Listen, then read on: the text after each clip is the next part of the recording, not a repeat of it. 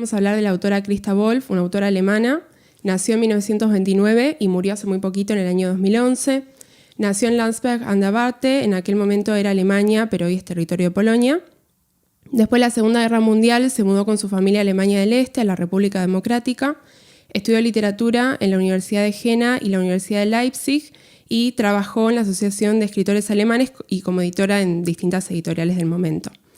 Durante su juventud militó en el Partido Socialista de la República Democrática y más tarde tuvo también sus roces con el gobierno de la República Democrática, siempre ella manteniéndose firme a sus ideales en relación con el comunismo y el marxismo. Fue una persona de influencia política y contactos en un momento que era muy tenso socialmente.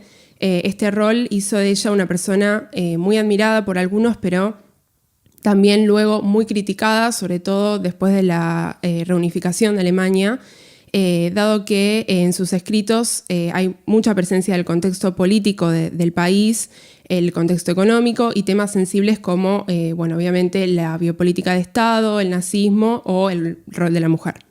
Su obra refleja sobre todo las experiencias previas y posteriores a la Segunda Guerra Mundial, principalmente complejas en el territorio alemán. Su primera novela fue Noticias de Moscú en 1961 y sus primeras novelas de trama más política fueron El cielo dividido, que se publicó en 1963, que como podrán imaginarse por el título, tiene que ver con la división de Alemania y narra la historia de una pareja enamorada que queda dividida justamente por la construcción del muro de Berlín.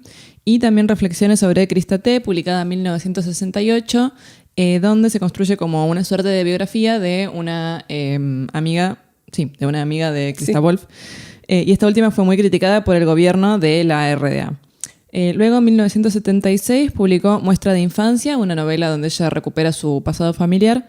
En 1979 se publicó En ningún lugar en parte alguna, que focaliza sobre la generación romántica, es decir, no está situada en el momento contemporáneo a ella, sino que se va hace unos años atrás para hablar de dos autores, Kleist y Günter Rode, y con eso también canaliza algunas de las cosas que estaban ocurriendo en aquel momento. Y en 1983 se publica Cassandra, que es su libro quizás más leído y más traducido, que como el que vamos a hablar hoy, Medea, también retoma algunas cuestiones mitológicas. En 1990, con la nueva situación de Alemania y la unificación, publicó Lo que queda, que fue escrita en verdad en 1979 y que se trata de nuevo sobre las complejidades políticas de la posguerra e incluye también algo de su experiencia como una colaboradora informal de la policía secreta de la RDA. Escribió también cuentos en los que continuó focalizándose en algunas de las temáticas que tratan las novelas, dentro de los cuales se destacan Experimento personal, en el cual se narra la historia de una científica que participa ella misma en un experimento de cambio de sexo, ¿no?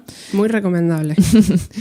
Y cuenta también con antologías de ensayos sobre literatura, política, historia y feminismo, por ejemplo, Leer y escribir, publicada en 1972. Durante su trayectoria ganó distintos premios como el Heinrich Mann en 1963 o el Georg Büchner en 1980. En el año 2002 fue la primera autora mujer en recibir el Deutsche Bücherpreis. Ya a partir de sus primeras novelas se reconoce que Christa inaugura una nueva tendencia en la literatura que deja de lado el realismo socialista que era predominante en la RDA y que era como una especie de bajada de línea, ¿no?, desde el gobierno. Esta corriente, el realismo socialista, era una corriente artística cuyo propósito era expandir la conciencia de clase y el conocimiento de los problemas sociales de la época. Si bien surgió en la Unión Soviética, todos aquellos países y regiones que adoptaron el régimen en distintas instancias artísticas lo aplicaron. En cambio, Christa lo que hace es como incorporar, ¿no?, como a esta corriente, la conciencia del autor, ¿no?, en los personajes. Y de esta manera, a partir de esta autenticidad subjetiva en sus personajes, la autora logra incluir elementos propios autobiográficos que confunden un poco los límites de la ficción. Y eso es interesante lo que comentás, en el sentido de que en muchos de los gobiernos socialistas, como quizás se fomentó un montón la cultura y el arte, y los artistas tenían un lugar valorado, pero Obvio. siempre y cuando se tuvieran a las normas que ellos mismos proponían, ¿no? O sea, Exacto. uno no podía escribir lo que se le cantara, pero si te atenías a esas normas, como que ibas a tener un rol mucho más relevante en la sociedad. Uh-huh. Tal cual. De esta manera, entonces, sus obras se corresponden genuinamente con la experiencia de muchos y también con las mujeres de la época, generando como una especie de realidad alternativa. Y esto era lo que al gobierno le molestaba, como vos decís. Sus novelas incluyen protagonistas que experimentan y reflejan la división de un territorio, narran las heridas de su alma y aparecen mucho por eso estos temas de dolor, enfermedad, la no pertenencia, como la extranjería del individuo en sociedad y el género y la condición de la subjetividad femenina cuando todo esto está sucediendo alrededor.